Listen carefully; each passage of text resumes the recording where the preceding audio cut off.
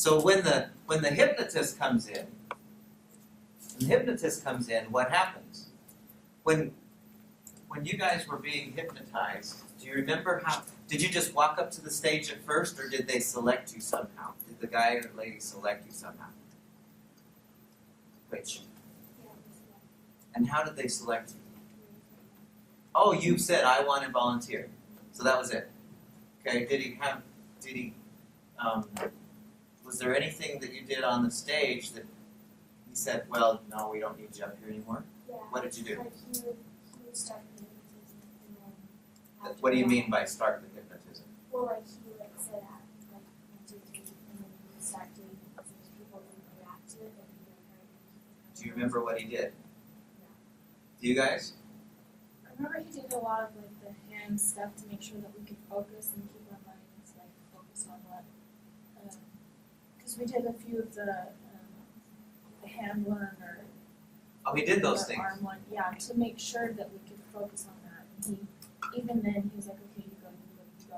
And then after that, I don't remember. What he was doing, he might have said, I want to see if you can focus. What he was really doing is seeing how suggestible you are. In other words, he was seeing if how much you believe, or how much you're willing to believe the things that I say to you. It's called suggestibility.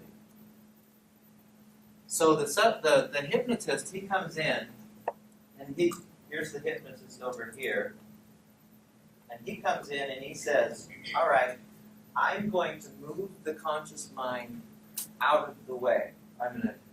Usually that he'll do something that kind of, he'll have you like, okay, relax a little bit, just kind of take it easy, relax yourself, take a few deep breaths. Hypnotherapy works this way. The first thing they do is they relax, they get them really, really relaxed. So essentially they move the conscious mind, or they try to move the conscious mind to the side some. Now I know this isn't how it really looks, but it's an explanation that makes sense to me. And so then the hypnotist, once the conscious mind, the engineer is over here, it's no longer here.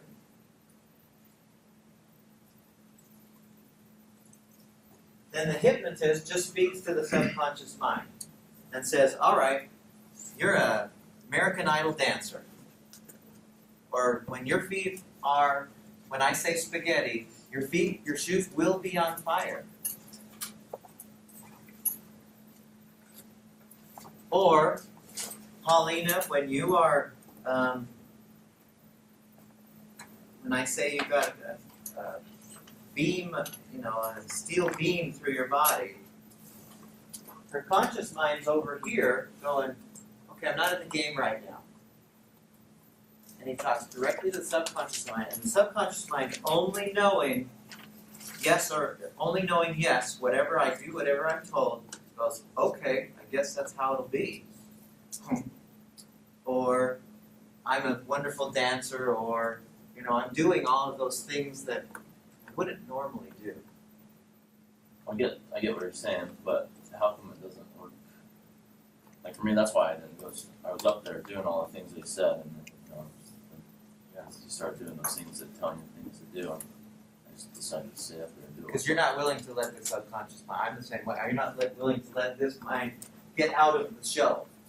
Okay. You're not willing to let that conscious mind. Is there a way that you can? Kind of get over that and try and get hypnotized again? Because I thought it would be way fun to get hypnotized. Yeah.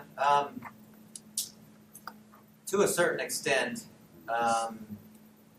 I thought the same thing, and we tried, and I just couldn't lose consciousness, which I don't know if that's what you want to try for, but if there's a part of you that says, I ain't going to giving up control to nobody, pardon me, then it doesn't matter what he's going to say, but if you're, I'm okay, talking to me and suggesting things to me. It's an interesting thing, and that there's still a lot of unknowns.